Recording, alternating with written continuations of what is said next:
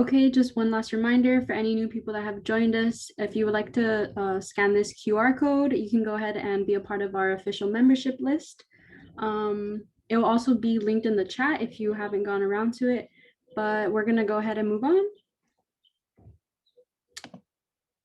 So just quickly, we want to remind everyone about LSU's purpose. It is to unite, educate, and empower the Latinx community through culture, positivity, and just bring around awareness in all that we do. And before we officially get started, we just would like to include the Kumi land acknowledgement. So I'll go ahead and play that now.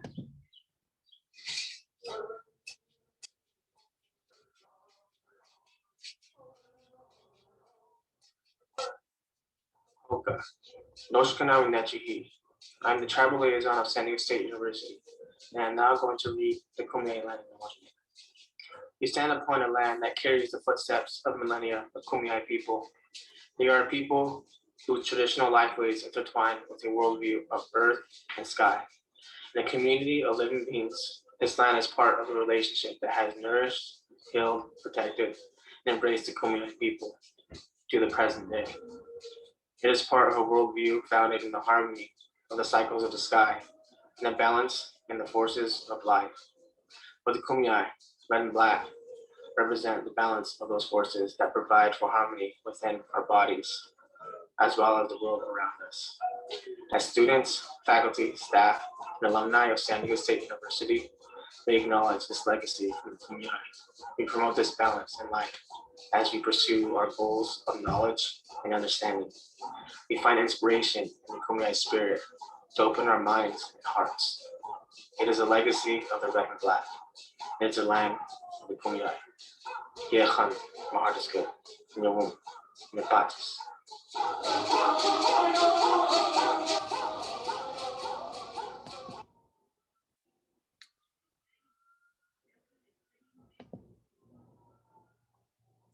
Alrighty, so that is it for our introduction. And without further ado, I would like to give a grand welcome to our guest speaker for today, Dr. Nadia Lopez. Hi, good evening. Well, it's evening on my side. Good afternoon on your side to everyone. And thank you for taking your time on this Monday to come and allow me to share my story, if you will, and the work that I do around leadership. I am extremely honored to be asked to participate in this event. And I want to thank the dynamic team and the leadership of the Latinx Student Union for putting this together, this event and the one that was earlier in March as well.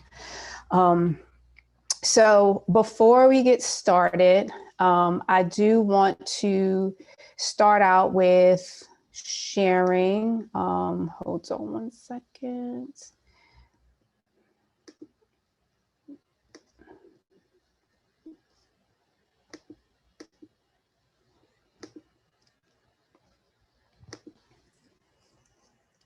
Let me just get it on my end.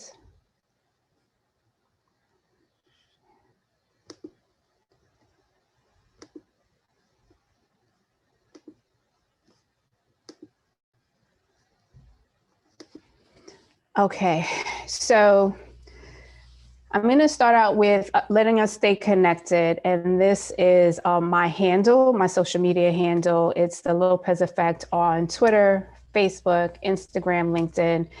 If you hear anything that resonates and you happen to be on Twitter or any of the social media sites, please just make sure to tag me because I love to repost so that people can see and hear and amplify voices with organizations that I've done work with. And I also just want to stay connected with folks. That's the whole purpose of being in a position of sharing stories. Hold on. So I want to start out with letting you know and giving you a little bit of background context of who I am. And so these are my parents, Justina and Ricardo Lopez. My mom is from Guatemala and my dad is from Honduras. So they met in the Bronx.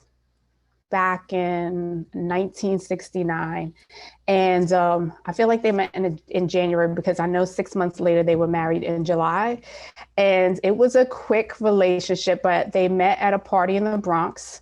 And my father swears that my mother fell in love with him. My mother was like, he was very persistent. And so by 1977, here I was, and I was their only child. My mom had 5 miscarriages before me and then 1 miscarriage after me. So needless to say, both of them coming from large families, to only have 1 child, I was their everything. They came from very, very humble and poor beginnings. My mom had about a 6th grade education, and that's primarily because my grandfather had passed away after my mom was she was very young in age. My mother comes from a family of 6, and because she was the youngest one, when my grandfather passed away, my grandmother wasn't able to sustain herself. My grandmother actually did not go to formal school at all. So she relied on my grandfather heavily. And so when he passed away, all of the family, all of the kids ended up having to work, including my mom, after she was in 6th grade. My dad, he went to 9th grade, but his mother had passed away. And because of his paperwork, they could not find the paperwork to prove what grade he was in because he moved to another town in Honduras. He ended up having to repeat the grade. So let's say he should have been in 9th grade. They put him in the 6th grade. And so he became a construction worker, and then he eventually came to the States, and both of them had worked in factories. My mother then became a domesticate. My dad eventually became a photographer, and my mother became a nurse's assistant.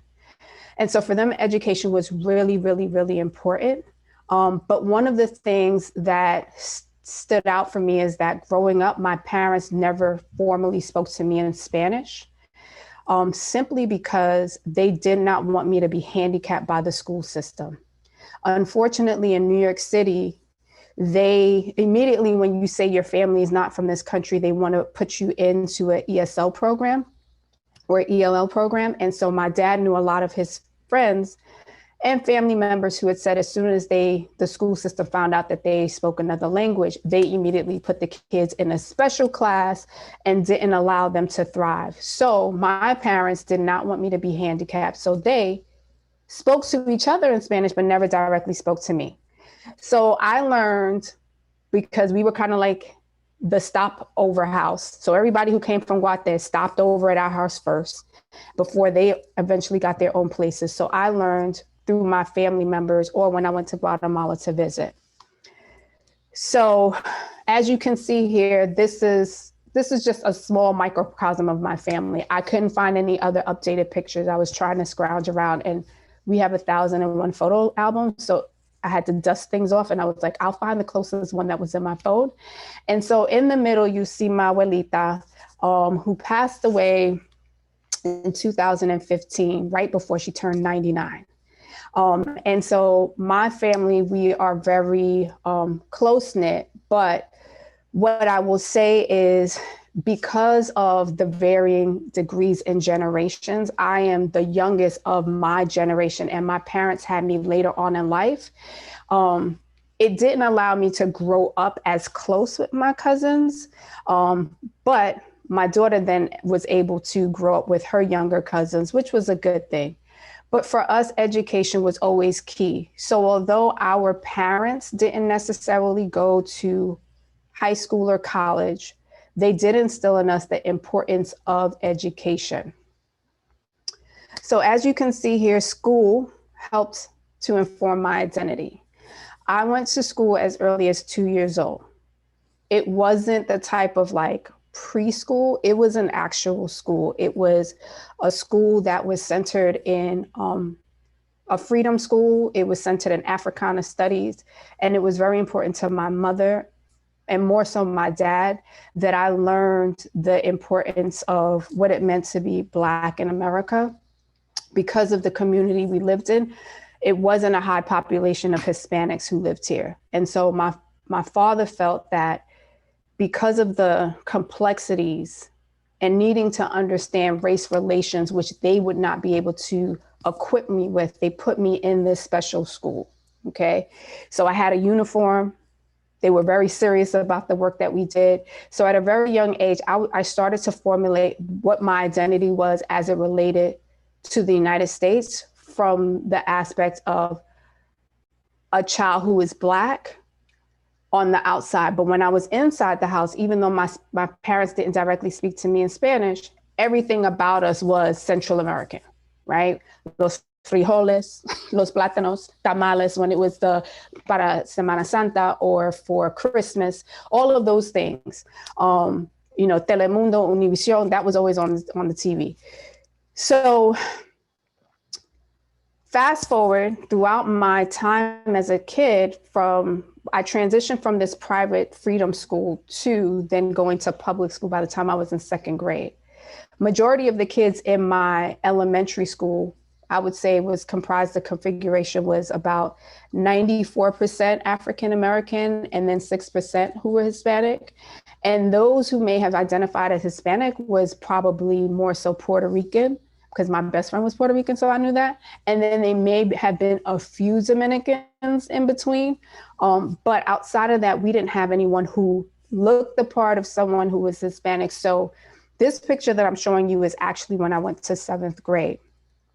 It was then that I actually had 3 or 4 friends in this picture. So I remember Marta, Nejuma, Cynthia, and Melissa, who were all in this photo. They were my Spanish friends who I could relate to. Marta was like, her parents were from Guatemala. So that was exciting because I never had been in a classroom with someone who could share some of the same experiences and talk about some of the places that we had visited when we went to visit family.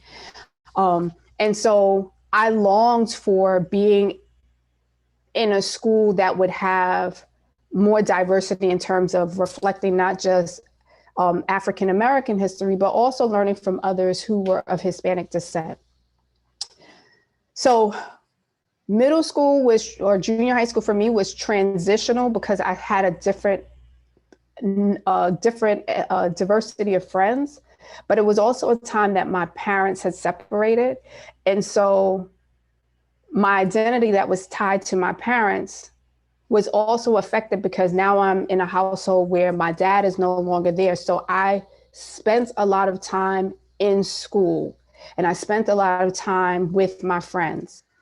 So now when you see me in high school, I went to a school in Harlem, which is about an hour on the train away from where I lived. And if you could really see this photo, it was more diverse. You can see that there are, we were 50-50. So there was 50% Hispanic and 50% who were, no, I would say 48% Hispanic, 48% who were Black, but like 1% was Asian, right? Like that was it. And so I felt like I met my tribe because I didn't have to pick who my friends were. I was like, I could be with the Latinos and talk in Spanish, which I didn't like to do when I was in elementary school because kids will always look at me like, but why are you so dark skinned? And then like, your last name is Lopez. So can you say chair in Spanish? And I was like, what? Can you say sit? And I used to get offended because I was like, but you wouldn't ask my best friend who's Puerto Rican if she could say those things, right? So I found myself becoming angry and not ever wanting the teacher to say my last name. Like, could you just say Nadia? Like I was Beyonce at a young age. Just say Nadia, don't say anything else. And so once I got to A. Philip Randolph, I had a different pride of saying Lopez because as soon as the kids in my class said, yo, you're Lopez, what's up? Where's your family from? You know, and then once they heard, it was like they started speaking to me in Spanish. And of course, the Black kids are like, wait, what? Yo, you really speak Spanish? Yo, that's cool. So it was a different energy that happened. And I really, really, really loved it. And so I was able to delve in more deeply about my identity. And we didn't have the term Afro-Latina when I was growing up, but it made me appreciate where my family was from. It made me ask more questions. And that was also important because when I decided to go to college, I went to a college that was I was no longer the majority. So at least when I was in elementary school, majority of the children were African American. When I got to high school, it's 50-50. Now I go to college and I'm the RA by my second year, and it's a PWI, right? It's a predominantly white institution. But I was so centered in who I was that it didn't bother me. Like other people, when I went to high school, were like, why don't you go to a Black college? And I was kind of like, because I live in a Black neighborhood. All of my friends are Black. I'm good. I know who I am. It didn't bother me. But it also was a wake up call to understand the lack of knowledge that white people have about us and the ignorance that exists because they never lived around the Black person or the Hispanic person like that. So it gave me an opportunity to understand them just as much as it gave them an opportunity to understand me, which I believe for me prepared me, especially in my role as a leader and having to work in marginalized communities. Because there's a lot of questions that people would ask, right? White people, and they felt comfortable asking me because I was the RA and I wasn't going to look at them like, what you just say? Because I just want to fight you. That wasn't the case. It was more like, so we don't really understand. Or they would say something, I'm like, you can't say that because that's not appropriate to say. Or how does your hair do that? And I'm like, here we go, right? But I found it funny, but it's the same way, like for them, there was things about them that I was just like, why do y'all do that? Like, and it was normal for them. So ultimately, I ended up graduating Wagner College, the school that I went to. And one of the things I failed to share with you is that many of you may be able to relate to this, and you could put it in the chat so that I could see some of the comments as well, because I want this to be interactive. You know, when your parents come from another country, there's a work ethic that comes with an expectation of who you should be and what you should be.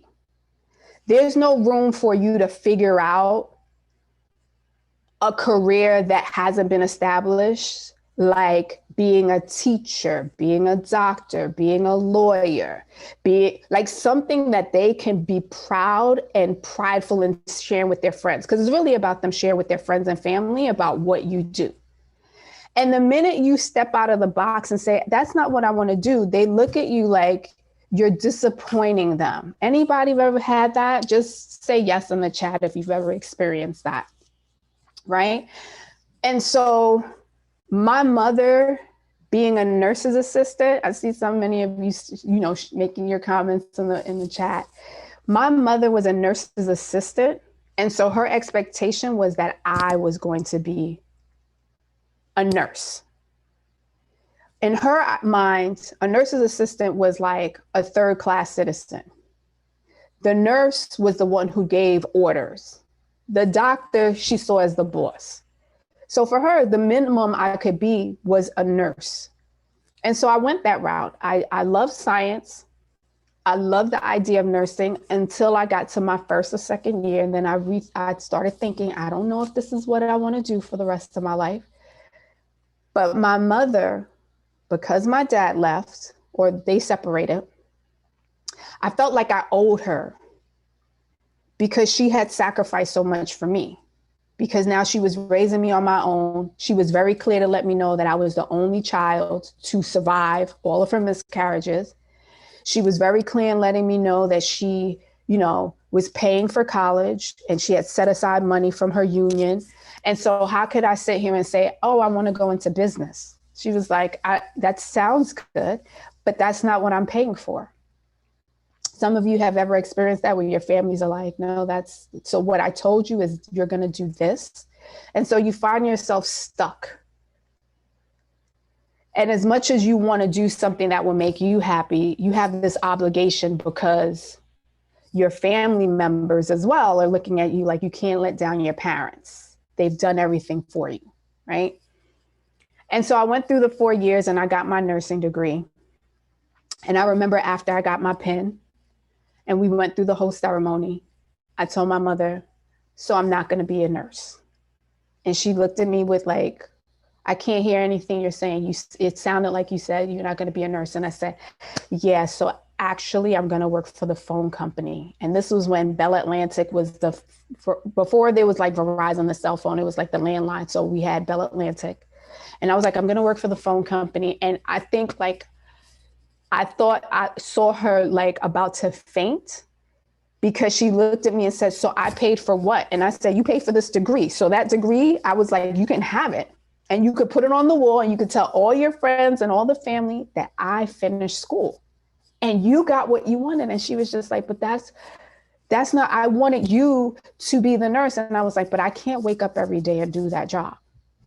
I don't know what I want to do, but I also know that if I go and become a nurse, I might kill someone, because if you're not passionate about it, it will lead you to become, it can lead me to not have a job forever. And so I bring that up in regards to identity, because sometimes our identity is formed by our parents. So there's the part about your culture that's your identity. But then there's also the identity that's forged behind your parents' beliefs and their expectations of you. And how you show up in the world is connected to that. And so I was in a way rebelling, even though I had graduated, even though I was getting a job that was paying me benefits and it was, going to pay me a substantial amount of money. I almost felt this guilt in going into this telecommunications company. But I went and I did it anyway. And ultimately, I didn't stay there because I didn't like it. I realized like after the first 3 months, I was like, oh, I hate this job, but I like the money.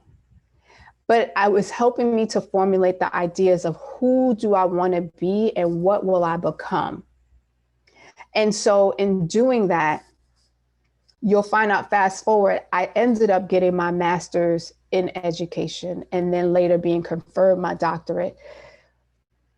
And I'm grateful for the destination that it took, right? Because education, again, was always important, knowing that my abuelita didn't have a degree, knowing that she never was able to read and write. So to now be a principal of a school who opened up a school, I kind of do it in honor of my abuela who didn't have those things. And so when I opened up the school, I remember all of the experiences that I had. I remember the experience of what it was like growing up in a community like Crown Heights, where I'm from, in context to this place called Brownsville, where the children are marginalized, where the same segregation happens in terms of Latinos and Blacks. And the fact that amongst even the Latinos, if you're a darker shade, people are looking at you like, but why are you like, how are you Spanish and what it blah, blah, blah, blah. And so because I knew what that felt like, I made sure in the school that wasn't going to exist. I made sure it was important to tell my story and explain to the young people how it made me feel when I felt like I was even being marginalized in my own community. And then I brought people in who looked like me, who were of Latino descent, or who looked like them, to talk about their journey and how they became who they were, despite many of the things that they've had to encounter in their own countries or in their own households. And why that was so important is because then I was able to bring the families in, because no one had done that for my parents, right? The idea that I had to go through 4 years of college and not use the degree, quote unquote, that I studied for is because had someone told my parents that there were other things that I could do, even though I ended up in education, which is fine, I really wanted to be in computers. But back in the early 90s, computers wasn't the big thing. Like I remember my dad telling me, that computer thing, that's going to be over soon. And now he's on Facebook. And I'm like, are you serious? Right? But no one told my dad, this is what can happen. So the irony is now my daughter is studying IT. 1 minute she's like, I'm going to study statistics, mommy. And then I'm like, whatever you want to do, whatever makes you happy, just understand I'm paying for 4 years. Anything over that, you got to figure it out, right? Then she turned around and said, I'm going to do IT and cybersecurity. Fantastic. I wish somebody would have told me that. And everyone that I know who's in IT and in cybersecurity, I make sure to connect my daughter so that she can have conversations, so that this way, if that's something that she doesn't want to do or she has questions about, they can inform her. Because what I don't want her to do is feel like she's indebted to me. And she's also formulating her identity under the guise of who I am and how I relate in this world. And so I'm like, no, you have to be your own person, be centered in who you are, knowing your history, being proud of your culture, but don't feel like you have to become me, which is often the case for so many of us. So with these young people, I've been able to create this school that is now 10 years old. And we've had 4 classes already go into college. So our first graduating class has now graduated out of college. And now our second graduating class will be graduating out of college. And so there have been many of the scholars who didn't even know that they were valued prior to coming to the school. So I want to share with you a story of Emily. Emily was part of my second graduating class. And when Emily got to me, she was amazing. She had such high energy. She always smiled, like all the time. And I remember when Emily was in 7th grade, because 7th grade could be that year that it really becomes tough, right? 6th grade, you first go into middle school, you're excited, and you're there, and then you realize that things are different. 7th grade gets harder because it's the middle years and you're trying to figure out your own personal identity. And at that time, Instagram was out and about. And so kids are on these Facebook and Instagram trying to figure out who they are as it relates to the world. And Emily's parents, her mom didn't speak English, only Spanish, right? And she came to the school and we created such an environment that if you see something, you really have to say something because you could be saving one of your friends' life. And two of the scholars came to me and said, Ms. Lopez, you need to talk to Emily because she has marks on her arms. And I was like, really? So the guidance counselor went and got her. And of course, she was nervous. I didn't even have her come into my office because to come to my office, she would have just probably she thought she was in trouble. So I had him take her to his office. And I go to Emily and I say to her, Emily, tell me what's going on. Show me your arms. So she had cut all the way up her arm, right? But because she had on a sweatshirt, she forgot. And so she rolled up her sleeves. And so the kids saw it. And I said, tell me what's wrong. And she was just like, I just don't feel like I fit in. You don't feel like you fit in the school? She was like, I just don't feel like I fit in anywhere, Ms. Lopez. Like, I don't know what it is. I just feel sad all the time. I don't know.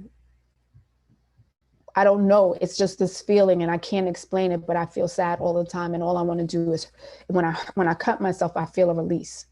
And so I said to her, all right, because you've harmed yourself, we have to tell your mother. And of course that made it worse, right? And I said, it's going to be okay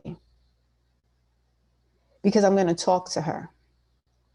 So we invited her mom to the school because her dad was working.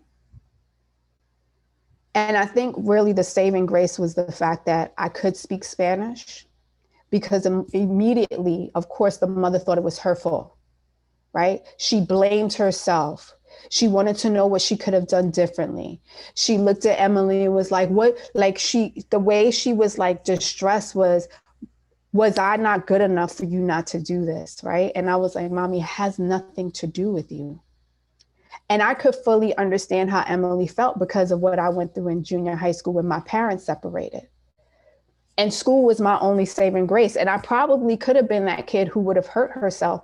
But because I was in a school where I identified with my friends and my friends looked out for me, I was in a school that allowed me to stay really late hours. I decided that when I opened up a school, I was going to be intentional about creating that same place for the kids. And so I got to a place where the mother understood that it's not about you, it's about getting her the help. No one's going to blame you. We wrote up the letters for her because, of course, because of the Spanish language, she may have entered to a hospital where there was not going to be a lot of communication. So we wrote a letter for her in English explaining the situation. And Emily ended up having to get hospitalized for a couple of weeks, almost to a month. And then she returned back to the school. I'm proud to say that Emily has since, when she graduated, she started working and then she's gone back to college.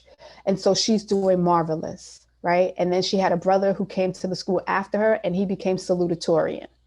And so it is the things that understanding the importance of who we are, because again, also culturally, the pressure that parents have and the shame that they feel because what are the family members going to say? What is this going to mean for her future? And it really wasn't about that. It was just like, there's a tremendous amount of pressure that our young people are experiencing. And it's important for us to recognize that. So that leads me to what it means for me to have value leadership. Or let me end with this part right here. So the great lesson to be learned from both of my parents, especially my mother, who had a concept of what my life should be like, and the fact that me becoming an educator. So after I went to Verizon, and then I decided I was going to be in education, my mother wanted to lose her mind again because she was like, oh my God, you have a job, you finally have a job, you have benefits. Why are you leaving this job? So that's the other thing our families do, right? Because of who they are and because of the countries they come from, when they come to this country, the first thing they want you to do is get a job with benefits and you stay there forever. And I was like, that's not what I want to do, because why would you put me in college if you want me to stay in a job forever? But my mother didn't understand like college meant a pathway for more. She thought it was like college meant an accomplishment. You get the paper so that people know you're smart. And I'm like, no, you get the paper so you have options and you can go to do whatever you would like without limitations. And so this picture has meant a lot to me because both of my parents, my mother with a 6th grade education, and my dad, who was a photographer, who was a construction worker, who didn't go past 9th grade.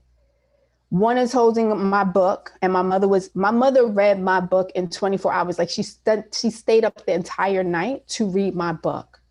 My father got to see me inside of the Wall Street Journal. And he was talking about how he could have taken a better picture had they had the lighting correct. And I was like, Daddy, I just need you to read this article. It's not about you, right?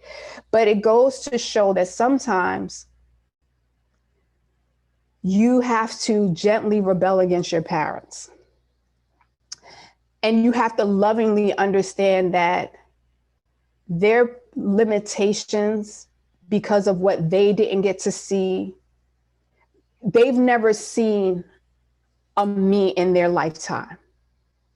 And so my mother broke down because I was featured in Latina magazine and she was just like, oh my God, you were in Latina?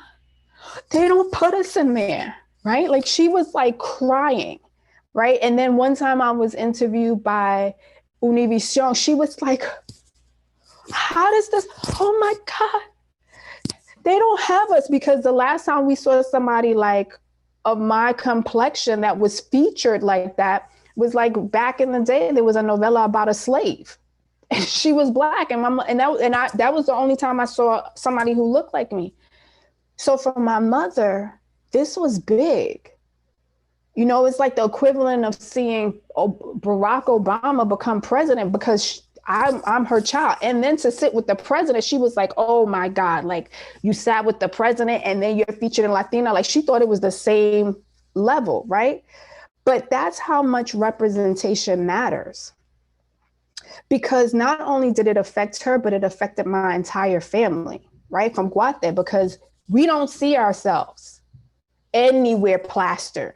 We're not considered the picturesque of los inditos, right? The indigenous. That's not what, even though my great great grandmother, that's who she is, but they don't see us as that. And so when I say you have to gently rebel, it's because your parents want the best for you. Your families want the best for you. But sometimes in your own household, you have to be the leader to say things have to be done differently, right? And our identities shouldn't be the thing that limits us, but it should actually be the thing that propels us, because it tells us from where we came from. We come from warriors. We come from people who have created amazing things that folks still can't even understand, right? No one can figure out the pyramids, the Mayans or the Aztec pyramids. No one can, or the Egyptian pyramids. No one can understand astronomy the way, or the calendar for farming. Like, no one still can recreate those things, but our ancestors have. And so for me, value leadership, the acronym are these things. It requires you to be a visionary, to see the thing that no one else sees, even if it comes down to people thinking you are crazy. That is fine. And that doesn't require you to be in a workspace. It could be right now. You have a vision, like we all have visions of things. And oftentimes people think that you're crazy, right? And you start to learn who not to tell your vision to, especially sometimes your family, because they're looking at you like, okay, that sounds good. But they don't know what they don't know. The other part of it is being audacious. To be audacious means you are not willing to limit yourself. To be audacious means that you're going to stand in your own and say, I'm going to take the risk. I'm going to take the risk. I'm going to take that foot forward. And I'm going to do it pridefully. Because if you're not audacious, if you're a visionary and you're not audacious, then that means you're not ever going to engage in the actions that's required for you to see that thing come to pass. To be a visionary requires you to have audacity. The L is the liberator. When you are a leader in any capacity, you have to be in a position of saying, I want to liberate others. I want to help create a sense of freedom. My whole reason for being an educator is because I want to liberate children through education. I want children who have been marginalized, who have been told, I remember being told, someone saying the word foreigner. I can't stand when someone says that, right? Like, oh, these foreigners. And then forgot that my parents are not from this country. And I was like, so like my parents? And they were like, no, not like you. And I was like, but no, it is like me. You cannot erase me from the equation, right? I want children to know that they can experience joy.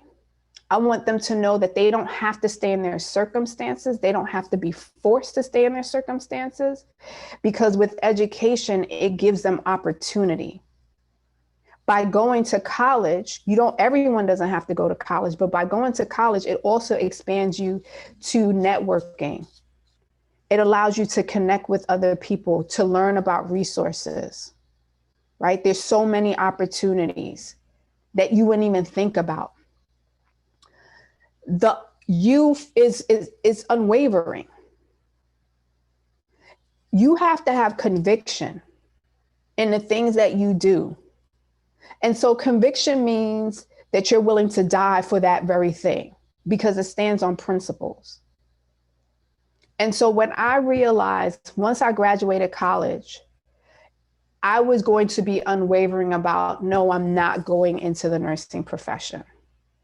When I decided to go into the education field, and I saw how many people were willing to oppress children, and I was not going to stand for it. I was unwavering in my stance. even when people were coming against me and saying, you need to go with the norm, stop making things difficult. You're outshining us. I'm not concerned about you because someone did it for me. Someone stood up for me. Someone protected me. Someone made sure that I was able to be seen, whether it was in the freedom school, whether it was in my elementary school, my middle school, or my high school, right? The next part is about being empathetic.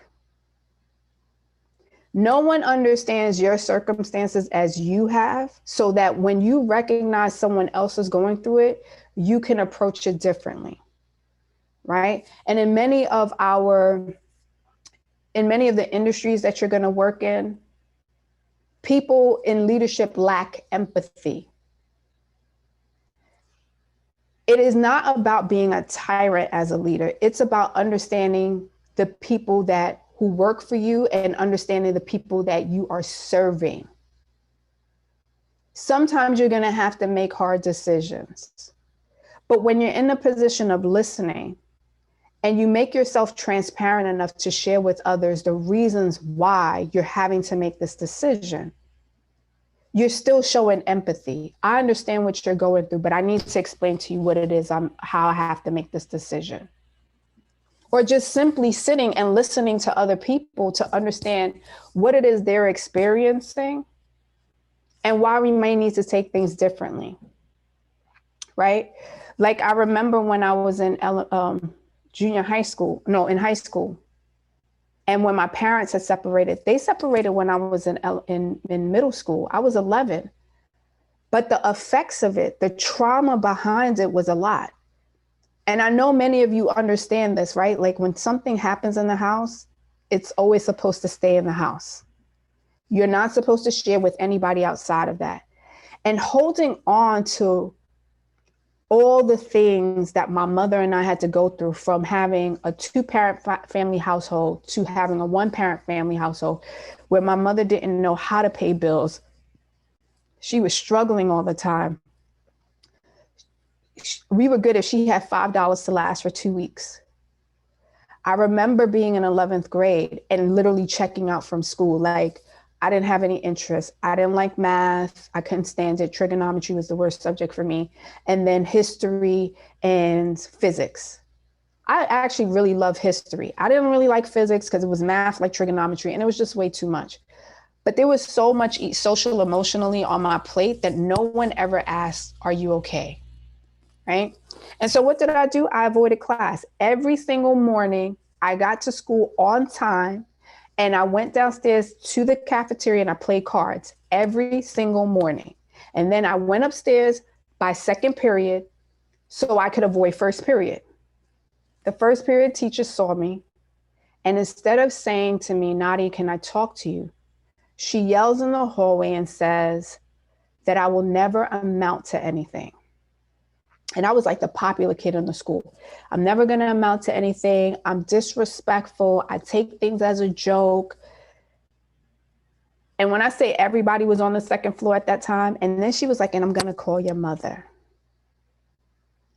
When I got home, it was like 4:00. I could hear my mother on the phone saying, but I don't understand. Okay, but that doesn't even sound like her. And so literally this teacher told my mother that I would never go to college because I could not pass math. Not once did she say to me, is everything okay? Not once did she say, because she had me in 9th grade, I've noticed a change. Is there something going on that you would like to talk about? See, I learned in that very moment that when I became a teacher or a leader or a nurse or someone who's on the phone answering calls, to never assume that the person on the other line is well. To always ask, how are you? And be intentional about listening for the answer. Right? So even to this day, when I meet with other leaders and I say, how's your heart and spirit? It's because I want to be intentional about hearing you and not being dismissive. That teacher could have literally sent me to harming myself, or I could have ended up not even going to college just because of what she said. And so the last one is D, right? D is all about being dependable. As a leader in any capacity, you have to show up. People have to trust you. People have to know that you are available. People have to know that you have their best interest at heart. So my responsibility as a principal, I see it as the same as a president of a college. I see it as the same as a superintendent of a school district, right? I can't ask my team to do anything that I'm not willing to do. I can't uphold any of the standards if I'm not willing to understand what the standards are and explain it to those who it affects the most and be able to say that we're in this together. Valued leadership is what everyone should be using, whether you are serving 5,000 people or you're in a household serving one person. Because it sets the concept of saying, I see you and I recognize you. I'm willing to take these things on. It's not just about me, it's about us, right? And so when it comes to our identity and it comes to representation, I want all of you to know this. It's important to learn about your history and appreciate your culture. It is not enough for us to eat the good food, for us to watch the certain channels, for us to put on certain garbs during certain holidays. You really have to know your history. And I'm going to say, like, I still learn. I still sit down with the elders. I still ask questions, right? Because there's also, like, I think that sometimes as we grow up, we only learn enough to learn for the culture's sake, but we're not really learning enough in terms of that we are the legacy of what that culture is. So you have to appreciate it, because as we get older, it starts to die out. And the only time that we reinvest into our culture is when somebody else makes it cool, right? And that becomes the appropriation of things. So know your history and appreciate your culture. The second thing is that you need to find your tribe. Representation is not just about how someone else shows up for you, but you finding people that you can connect with so that you all can grow, you all can still connect, you all can be together, because that's how you end up building. That's how you end up becoming reinvigorated. That's how you develop a love language for one another. And you can feel powerful in that sense. The third thing is, don't settle or conform to the standards that may limit your potential, even when it comes from your family. For my parents, more so my mother, not so much my father. I feel like my father was like, she might go into nursing and change her mind. And my mother was like, she's not changing her mind. She was adamant that I was going to be a nurse, right? But I wasn't willing to settle, because that standard that she had for me was really about the standard she had for herself, which would have limited who I was and what I was capable of being. And so many of you have so much potential of becoming or going into different avenues. But because you haven't seen yourself, someone may say that you're no one else looks like you. No one else has done that before. No, don't settle for that. Because that leads you into number 4, living in your purpose and being exceptional at it. I don't care how old you are or how young you are. All of us here on earth has a purpose. And by understanding our purpose, you have to be your very best at it. I'm not saying that you're not going to make mistakes. I'm not saying that you're not going to fall short sometimes. It happens to the best of us. But you have to try at least. And you have to be willing to give it your best and know you don't have to do it alone. Especially in the university that you're at, where I feel like in the interactions that I've had with Nora, that there is this community that exists, that people are looking out for one another. And it's not just within your immediate community of your school, it reverberates to outside of the school as well. And the last thing that I'm going to say is that you should always know, don't be afraid to be the first. Don't be afraid to be the first. When I tell you to be the first in my family to be a Latina magazine, I felt like a star. Like there's other things I could be a star about. That was like the icing on the cake. Because my family, they had pictures. It was going around the family. Like, I was like, wow, this is what I needed to do, but that's fine, right? But don't be afraid to be the first to do something. I'm proud to be an Afro-Latina. I'm proud to show people that that we exist, that we're not a monolith, that there is so much that we can learn from each other. I'm proud to stand in this space as a mother, as a daughter, as an advocate, as an activist. I'm proud of all of those things. And I'm not afraid to say it because I know that by opening up doors, that means it makes it a little bit easier for someone else to say that they could do it as well.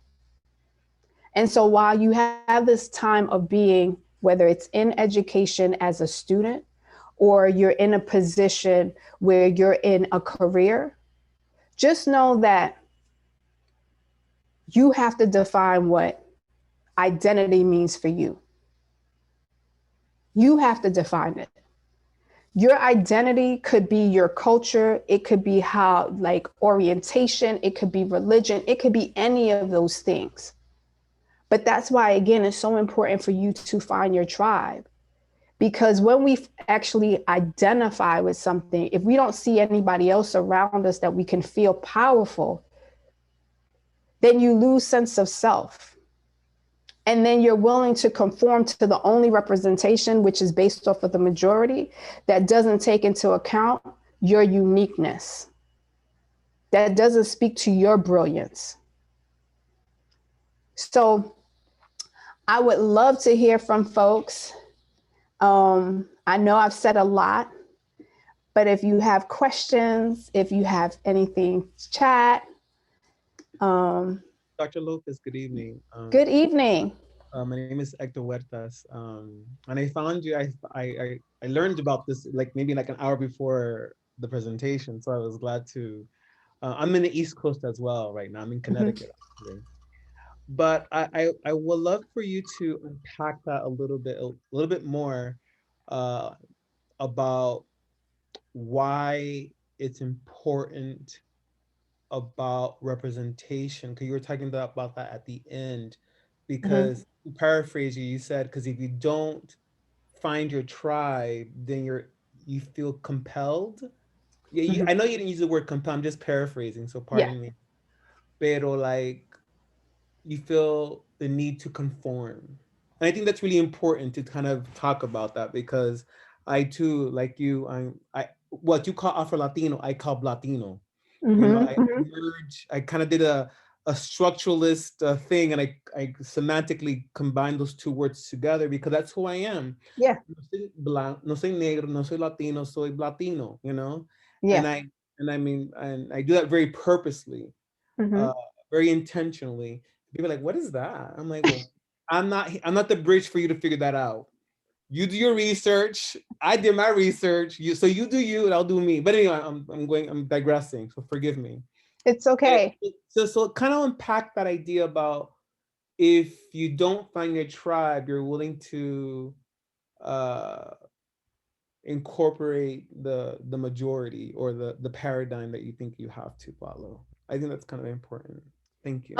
No problem. And thank you so much for the question and the comments. And I've heard of Latino as well. And so the idea of representation being important is because when we fail to see ourselves in certain spaces, we believe that we don't belong and it wasn't made for us. We believe that there's not a place for us to be because no one else has ever been there, or it doesn't give us permission to think that big, right? And so I will say, looking at my parents, that was their limitations because there was no representation of someone who looked like us in anything outside of traditional careers. So for my mother, making it meant you have to be a nurse or a doctor. It didn't mean like I could be a writer or a blogger, because in our culture, that's not what you do. Like, you're supposed to have a civic position. Like, you're supposed to be in service of people. You're supposed to be like, you don't want to be in casa, like casa ajena, cleaning someone's houses, because that's like domestic work and that's low level. So you're supposed to be la señora que tiene la casa, right? Like, so what's going to get you to that level? And it's like, there's other positions, Mom. There's other ways. So like, even when I said to her, I think I want to be in business, she was like, no, everybody's in business. But she didn't understand, like, there's different facets of business. All she knew is like, business to her is like the bank, or you go to retail. And I'm like, Mommy, there's like CEOs of companies. And she's like, no, I don't. And I'm paying for your school, so that's not what you're going to be, right? But even today, how many CEOs do we see in Fortune 500 companies that look like us? So it makes it hard for us to say, you know, it made it harder for her to understand that that's possible. Even though there might not be Fortune 500, I might not see a Fortune 500 CEO. I think there's only one that just got appointed recently, and I forget the name of the company. I'm a CEO of my own company. Right. So because I'm the CEO of my own company, she now understands, like, it's all relative to how you think about it. And unless we start putting ourselves out there and even amplifying our own voices, that's the other thing. We have to celebrate ourselves.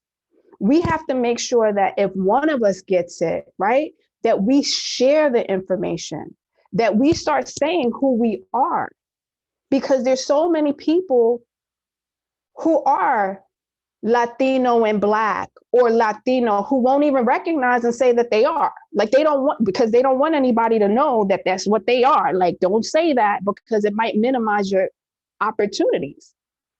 And that's like, no, because if I show up in my full self, then other people are going to be like, wait a minute. How did she get here? Because you can't now that I'm here, you can't get rid of me, right?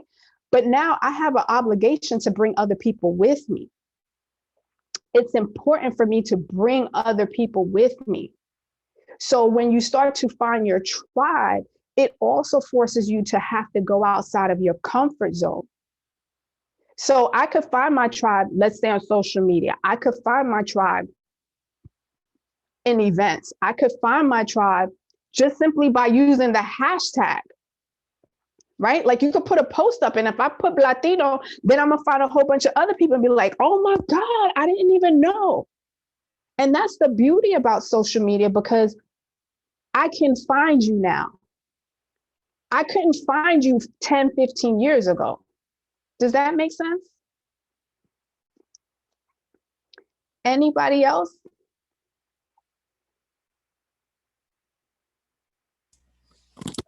I have a question, Dr. Lopez. Sure. This is Allison. Hi, Allison. Hey, my question for you is, what are your thoughts on like names? I have a couple friends whose names are multisyllabic, and people always want to shorten their name or give them a nickname as opposed to saying their name or practicing it, getting it right. Do you think that that's something that people should insist upon, or do you think that that's, it can kind of be seen as confrontational, I guess, if you're constantly correcting people? So how do you think people should handle that? Or do you think that's something that should be something that people are unwavering on? Now, I believe people should be unwavering. If your mother took time to name you, people need to get it right. Like, there's no ifs, ands, or buts about it. You need to ask the person, how do you say the name? Like, that was one of my things as when I became, especially as a teacher, right? Because we're so We're so much about phonetic awareness and making sure kids understand how to pronounce words, right? If I'm not accustomed to it, I need to ask the child, how do I say your name? You know, I think it's uncomfortable sometimes because everyone knows when you come across that name that that person who has that name is like, oh God, here we go, right? That's how they feel. But at the end of the day, as much as it's an oh God, here we go, I think that on the person who's asking the name, they need to develop a sense of empathy and understanding of how to gently ask.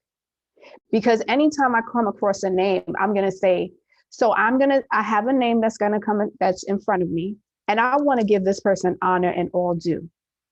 So I'm going to say your last name first, because I want you to correct me by letting me know how to say your first name, okay? And I will say the last name if the last name is easier. But what I don't want someone to do is feel embarrassed or ashamed, because names have meaning.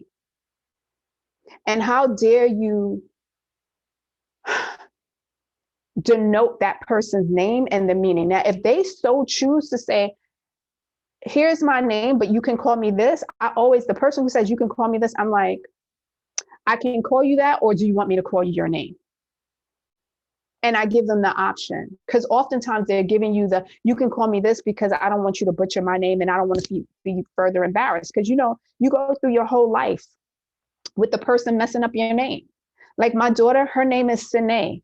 And people, when they see it, they'll say Sini, Scene, blah, blah, blah, blah, right? And she could have easily said, you know what, my middle name is Tyler, just call me Tyler. She's like, I'm sorry, but my name is Sine. Thank you so much.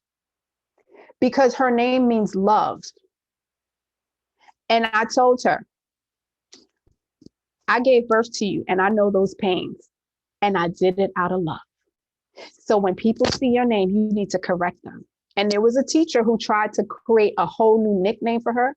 And I had to go and tell the teacher, I said, I'm sorry, you didn't give birth to her. She was like, well, you know, I just wanted to make it easy. I said, it's not making it easier. It's not a multisyllabic name. It's Sine. It's like, you know, how Sine, right? Can you say it with me?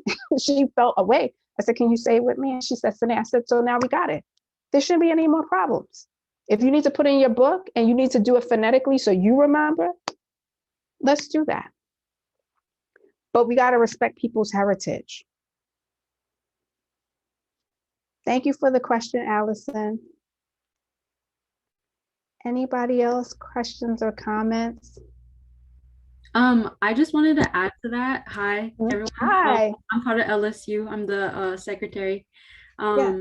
Thank you so much for sharing. Just to add to this question, my name's Anai, and a lot of people usually see it with HI at the end. And when they get my name, they're like, and I'm like, it's Anai, and I've always been usually like the first on the attendance list because my last name is Aguilar, so AA, you know, it couldn't get any more first than that. But so when we would have teachers or substitutes first day of school, I would be ready for it. I'd be like, here we go, like what's gonna happen, how are you gonna pronounce my name, like but I think what was awesome was that since a young age I was always aware that my name was different, and I would ask my mom, like, where'd you get my name from, because a lot of people say that you don't spell it like this, but I took a lot of pride in it from a young age, and I was ready for it. I was like, you know, sometimes professors or teachers would be like, can I call you Anna, or can I? And I'm like, no, like my name's Anna.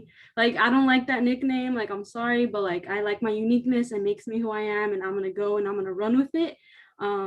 But yeah, I just wanted to put my 2 cents in because I'm very passionate about that topic. I know there's a lot of people with even more beautiful and unique names, and when I come across people, I know how that feels, and I always ask them, like, how do you pronounce it? I want them to feel appreciated and really like identify with who they really are. And yeah. And I love the pronunciation of your name. Like, it's a whole full name, Anai. Like it commands attention. And I think that again, it's about respecting who you are.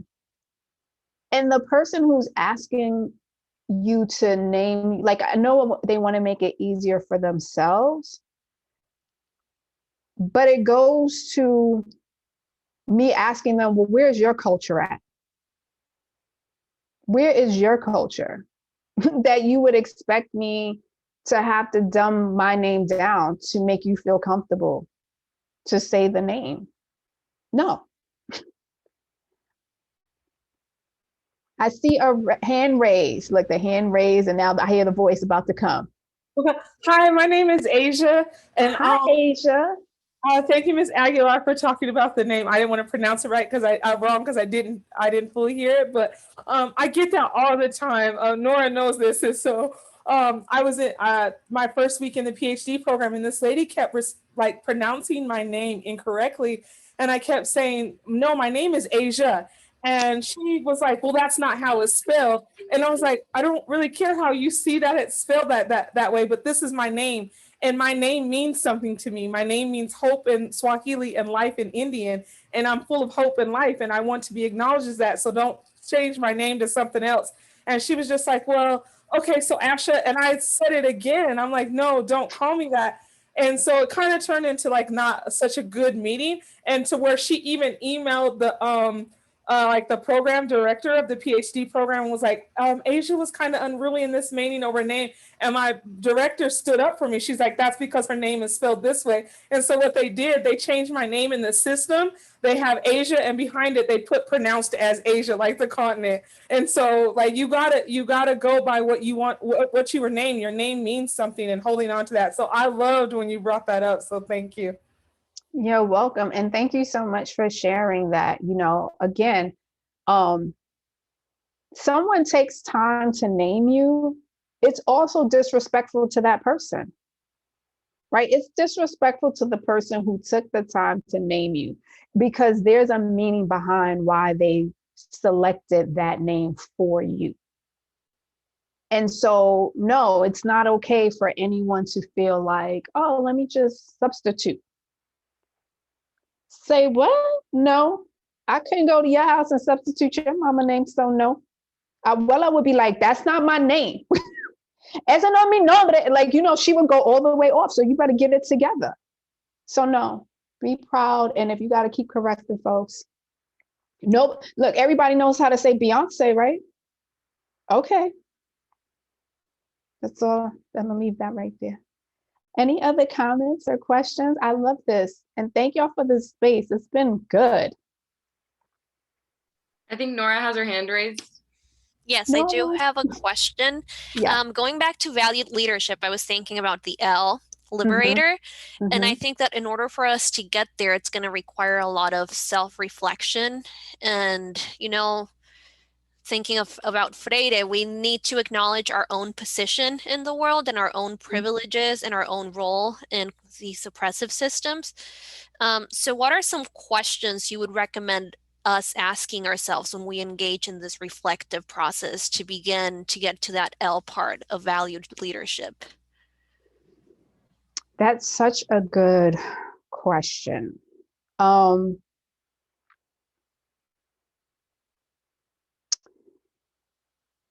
So, I think, I don't know, I don't want to say it might have been easier for me to come up with the letters because I draw off of my own experience. And so the first question that I will always think about is, what don't I want to feel? Like, what don't I want to feel? And so that made me self-reflect on my own journey as a child. Losing my parents, that 2-parent household, and going into a 1-parent household, there was a loss of freedom that happened there. Because when there's a loss of finance, things change up really quickly, right? And so how we lived and how we ate became totally different. So for instance, the context of, even in today's world, like when they talked about COVID and they talked about us being the most marginalized people, right? And we're the ones who were affected the most. I was upset. And then I was doing all of these lives to combat a lot of the stuff, because I said, no one is asking what causes underlying issues. They only want to say, oh, there's underlying issues. You know, the Black and Hispanics, they're the ones with the highest numbers and they're not eating well. And I'm like, so, okay, let's talk about why we're not eating well. I went from eating really good when both of my parents was together. And then when my mother didn't have enough money, we went to whatever was in the supermarket that was available for the $5 to eat was the stuff that nobody should be eating, right? And so I went from hardly no sodium to 300 grams of 3,000 grams of sodium, right? In this banquet chicken. And so that was our survival. Am I not going to eat, or am I going to eat this? And I didn't understand back then, like, what that meant. And so when I think about being a liberator, I don't want children, or I don't want adults who are in this position that because they don't have the finances, their loss of freedom is now also impacting their loss of health. Because when your health is messed up, like you don't have great health, you don't have well-being, that's another form of incarceration, right? You don't have to be in a jail. That's another form of incarceration, because the hospitals that are in our neighborhoods can't sustain or impact our families. They're not engaged in preventative medications. They're engaged in reactive. So you have family members who are on high blood pressure, cholesterol medicine, diabetes, asthma, cancer, all of these things as it relates to how we eat. So I know it sounds a little crazy, the way I went about it, but what do you feel that you never want to feel? Right? That angst.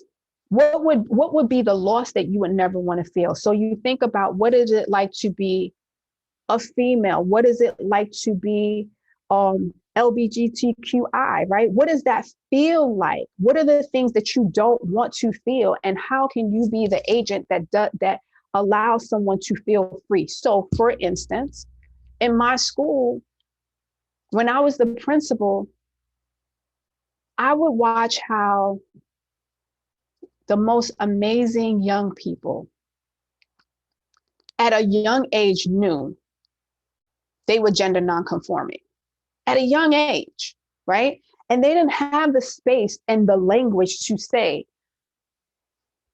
I don't fit in here. But you could tell, I could tell, because I used to talk to the kids all the time. I would sit and I would talk to them. I would hear the things that they would like. I would know what it is. And so in that space, I was intentional about how our language was used towards the kids. Language is liberating, right? So we can't call them young men, young women. We call them scholars. We call every single individual scholars, because you don't know who identifies with who or who's comfortable with saying who they are. Scholars, that's all. So everybody in here is a scholar, right? What trip do you want to go on? So I recognized that we used to have a lot of gender trips, but then I had some people who were gender nonconforming who wanted to go on the trips with the girls, and they, and the world would say they're boys. And the teachers were like, they want to go on a trip, let them go. Let them go. Okay, Miss Lopez, no problem. And so guess what that did? None of the boys would say anything. None of the girls would say anything, because it became a space where we're all just accepted. You know how freeing that is for a child at 11 years old who has to go home and hide who they are? And now they're in this school that says this is okay. So now I will tell you, I had a mother who one day she wanted to fight me. She wanted to fight me because she felt like something had changed about her son. And I was like, I don't know what. I don't know what you're doing in that school. I was like, I'm not doing anything. I'm just letting them live, right? Like, be free. She finally came to an event he invited her to, or they invited her to. And it brought tears to her eyes. She wept in such a way. And I said to her, Mommy, are you okay? And she said, I was not letting him be free. I didn't let him be free, Miss Lopez. And I was mad at you because you saw what I wasn't allowing my child to be, right? And so even something like that, that's liberating. So you have to ask yourself, because for me, I don't want a child to grow up feeling like they're not good enough. I don't want that child to become an adult still struggling to figure things out when we have the space to talk about who they can be and what they can be. And if they have questions, if I could help connect some of those dots. So it does take time, because the things that I did, I had adults in my building who were like, I don't know if I'm in agreement with this. And let me tell you what I told them. You don't have to stay here because this is not a plantation. I didn't ask you to stay at this job. You could leave tomorrow. But what you're not going to do is ever make a child feel like they're not welcomed here because you don't believe in it. There's other schools. You could find the one you want to work at. But you know that whole value leadership? Every single one of those things are comprised of that, right? So my liberation, the person as a liberator required me to be audacious. It also required me to be a visionary, because every school is not like a Mott Hall that opens its doors and says every child is accepted here. And if I accept the children, then I have to accept the adults. It's a reflection of both, right? And so you can't have one without the other. And that's why I created the acronym the way that I did, because all of them have to exist. And there's going to be struggles as to how far you can allow those to exist, because the system as we know it doesn't want any of them to live in anyone. Because when you are a valued leader, you create a revolution because you empower other people. And when people know that they have power, that becomes a problem, right? Because then the system can't sustain itself, because folks are like, wait, we don't have to conform anymore. It's not successful unless you conform. But that's why it's important for us to start saying, well, you either change your ways or we create new systems, or we create our own and find our own ways of existing, if that makes sense. I see a hand from Catherine. Yeah, hi. Hi. So I currently work as a teaching assistant and in EL classes. So I tutor ESL high schoolers. So a lot of what you've shared today has really resonated with me, not just as a student, but also someone who works in education and who wants to be a future teacher. Mm-hmm. And I've just been reflecting a lot lately on, the students that I tutor, the way that they struggle in school. And the other struggles that they have on top of that with being, maybe being immigrants, being first generation Americans, the language barriers. A lot of them, sometimes they go home and they take on extra responsibilities like taking care of their siblings or cooking for their families.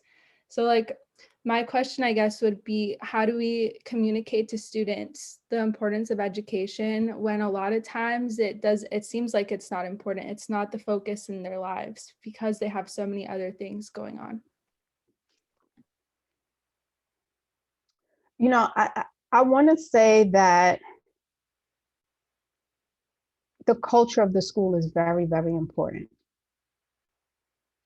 The first question that I have when you're speaking is, how does the school reflect their understanding about the responsibilities of the child who's in your school, who has to take on all of those responsibilities?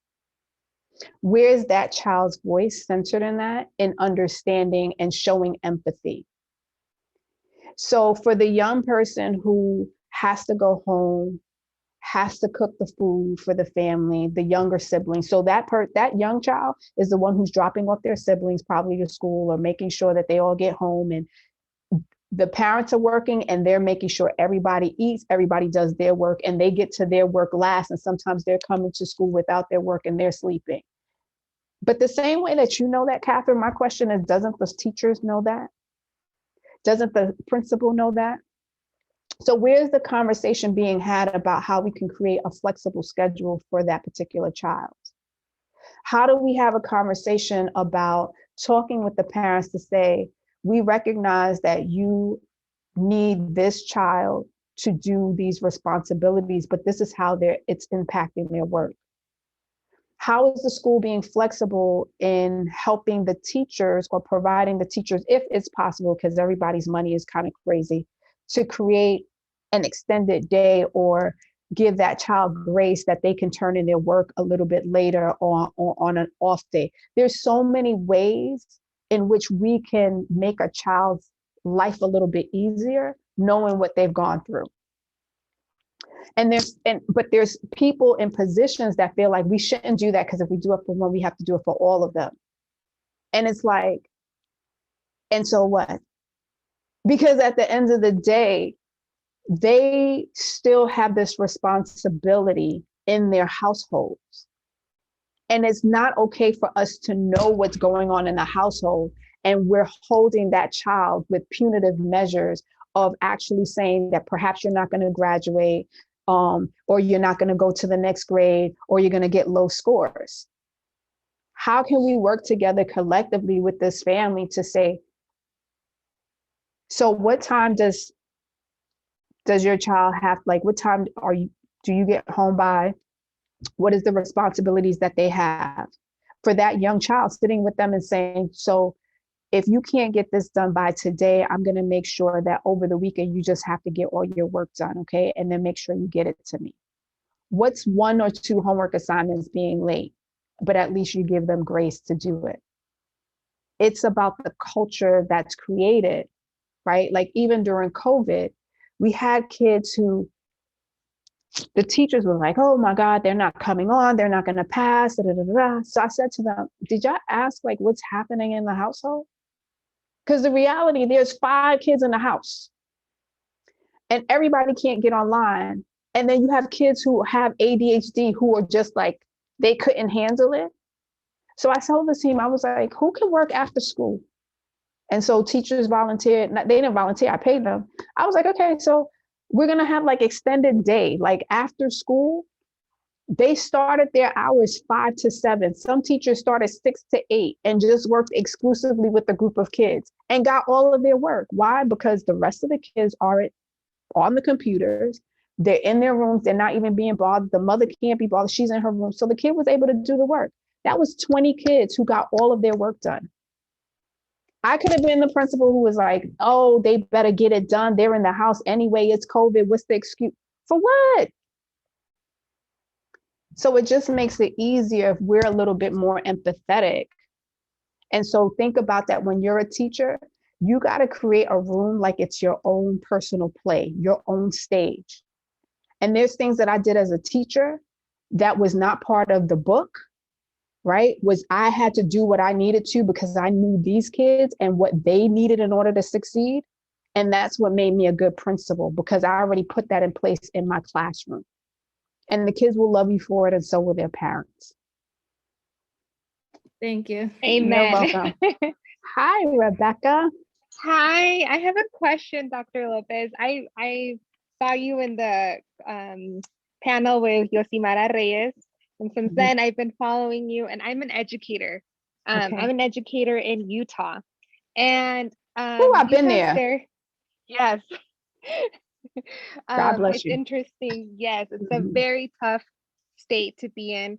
I'm first generation Latina, first teacher homegrown in Park City teaching, and I'm very exhausted. I'm even about to join your seminar. I'm considering joining your seminar because growing up in this small town, all the teachers are white women, and the students aren't. I had a hard time. That's why I went back to my middle school, and I am reamping my curriculum because I did not learn anything in social studies. I teach history now, and I'm now reclaiming my 6th grade social studies experience by teaching 6th grade in Spanish, where we talk about so many different things.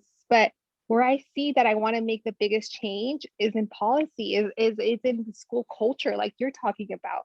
And when I try to speak up, when I try to raise my voice, I get all of the white women in the English department just shutting me down, oppressing me, being aggressive, being passive aggressive, and it's exhausting for me. And I'm like, I get to the point where I'm like, when is enough? Enough. And I started to create my tribe, right? Where like you mentioned the tribe, you mentioned the and I'm with those tribe, but I'm like, how can I keep myself safe? I heard on your Instagram where you talk about getting help and asking for help and going to counseling and getting the self-care for myself. But I'm like, I want this school culture to change, but these teachers have been there for so long and they feel so entitled and feel like I can't come in and tell them what students are telling me because I'm wrong, or I don't have as much experience because I'm young, because I'm Latina. And it's like they put these oppressions, and I'm like, I'm just tired of people just seeing me as less than them. So Allison, who's on here, she's a rec roommate. And so we actually had this conversation one-on-one and as well as in our group. And I want to be honest, you can't change that system. And you have to be okay that you can't change that entire system because it's built on a foundation of a culture that runs deep. And I can say that because I went there and I was like, oh, this is different, right? Like I was like, it's different.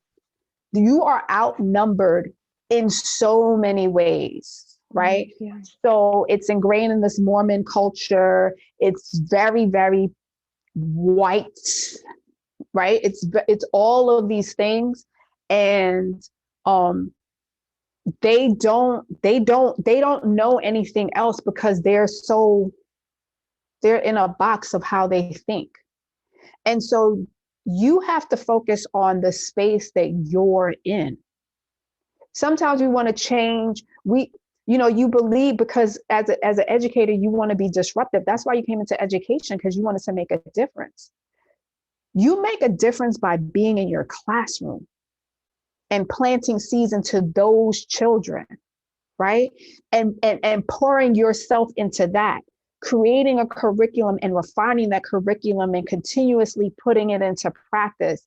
And then other people start hearing from the children themselves. Parents start talking about, I don't know what's going on in this Gonzalez class, but oh my God, these kids are loving it. And then other people are like, well, what's she doing in that class? And then they come in and then they're like, wait, what is this? Now, sometimes it's going to get you into trouble because this isn't what we said we were setting up. But for those kids that you already imparted knowledge and you gave them a whole new way of seeing things past these rose-colored glasses, they're going to seek out knowledge. So you imagine how many children are in your classroom? In total, I teach like 130, but for average, like 25. Listen to what I'm going to say to you. You teach 130 kids. Those 130 kids have to go back to a household where there may be 4 people in that household. Multiply 130 by 4. Do you understand? So every single year, you might feel like, oh, I'm not doing enough. You're literally touching the lives of 520 people every single year. And that foundation becomes a rippling effect. Right? When I was a teacher, I poured everything into being that classroom teacher and giving everything to my kids. Because when I stepped outside of my classroom, the oppression was real. And it came from people who looked like the kids. It wasn't from blanquitos. It was from people who looked like the kids. And I was like, oh, y'all are okay with this? What? I didn't have lunch with them. Let's go to happy. I don't want to go to happy hour with y'all. Y'all don't want the reasons why our kids are jacked up in the first place. Nope. I would stay in my room. I would stay with the kids. My kids were so bad with everybody else. I had to have lunch. I had to have gym with them. I had to have their talent. I had every class with them. I sat with them every single class. And I did so many things with them. I remember the assistant principal running down the hallway. She don't ever run. She ran down the hallway and came into the room and was like, what's going on? The kids were working on their projects in groups. She was like, what are they doing? I was like, they're working. Well, what are they working on? I was like, this project that I told you I was going to give that you told me I shouldn't give. And then she looked and it was 7th grade history. Are all men created equal?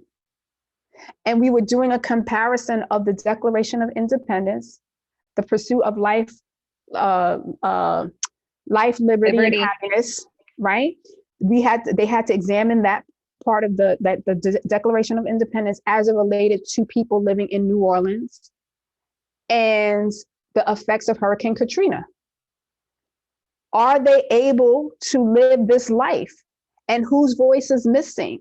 And who's responsible? Like the project was so in depth, and my kids were kids with special needs, kids with English language learners, all of the things. And they told me I could not do the project because my kids can never do it. I need to have them write letters as slaves coming on a boat. And I was like, who the hell is reading that letter? I don't want to read that. That's insulting. Who's writing as a slave? I didn't ask permission. I gave the kids the assignment.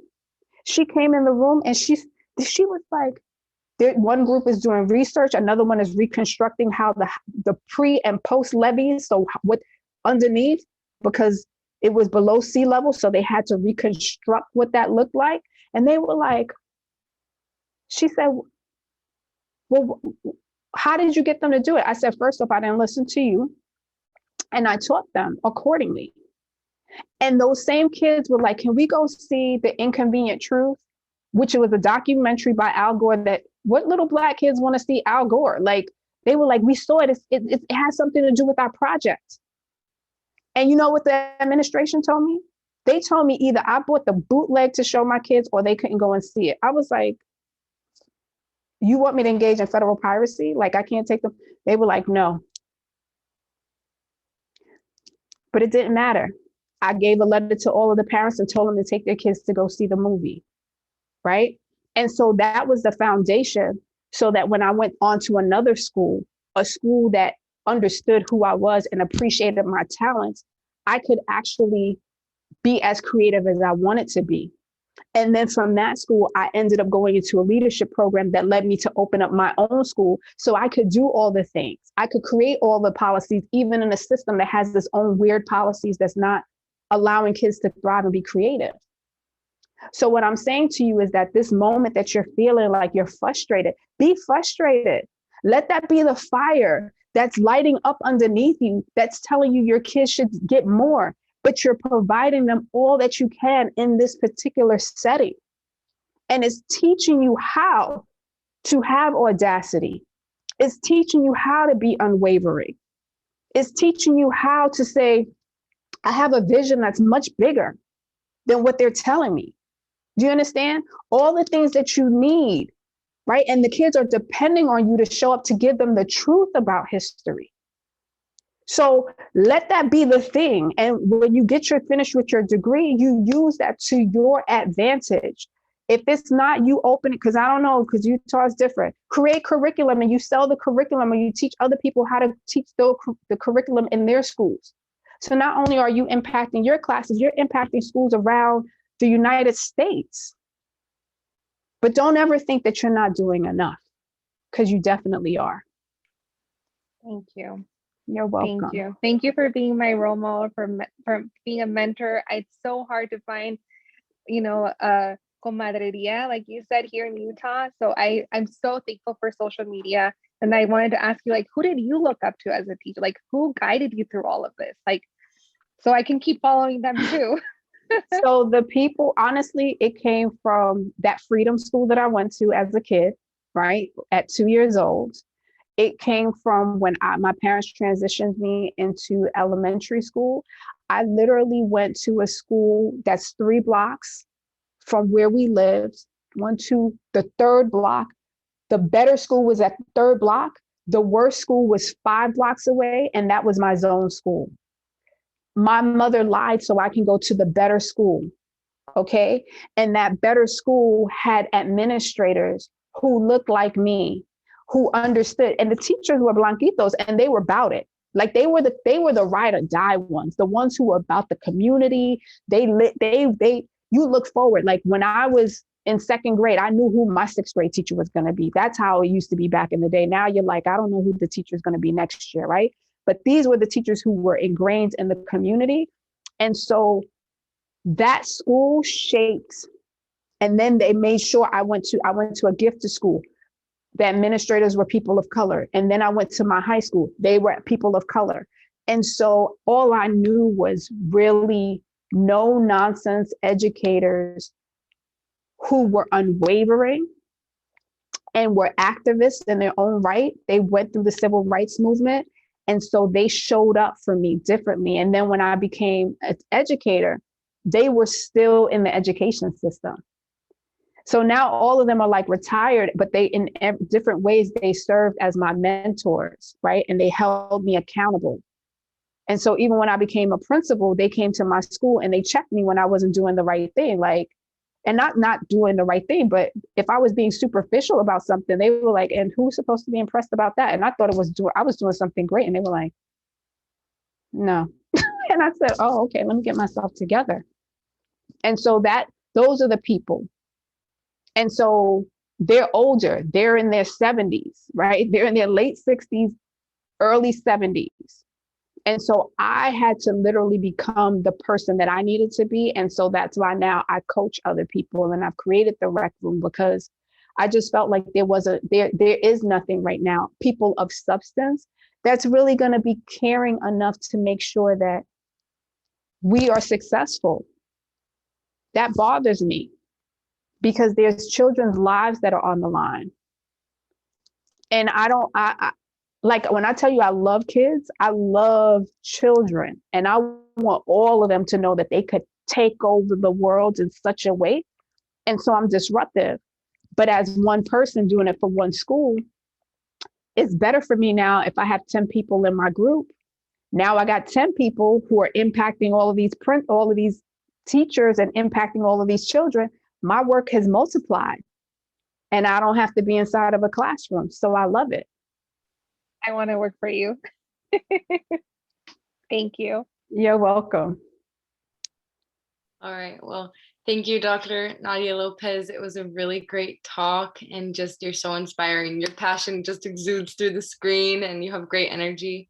And thank you for joining us today. Of course. And thank you all. I appreciate your time. You can connect with me on the Lopez Effect on any one of those social media platforms. Don't hesitate to send me a DM. I will respond. But I want you all to remain encouraged. And like I said in the panel conversation, please make sure you take gentle care of yourselves, because this work, it requires a lot of energy, whether you're a student or you are actively working somewhere. Take gentle care of you. Our ancestors, they never taught us to take time for ourselves, but I'm imploring that you do, because you only have one you and you're important to the rest of the world. Thank you, Dr. Lopez. All right, everybody. So just want to share a quick closing remarks. So we have some upcoming events and everybody is allowed to attend. We're going to have a healing anti-Blackness in the Latinx community on April 6th. And we have 2 financial workshops on April 19th and April 21st, and we'd love to see you there. And just a closing thank you again to Dr. Lopez and everybody for joining us today. And this barcode is the barcode to our LSU GroupMe if you want to join, and our Instagram. And thank you everybody for coming, and have a good night.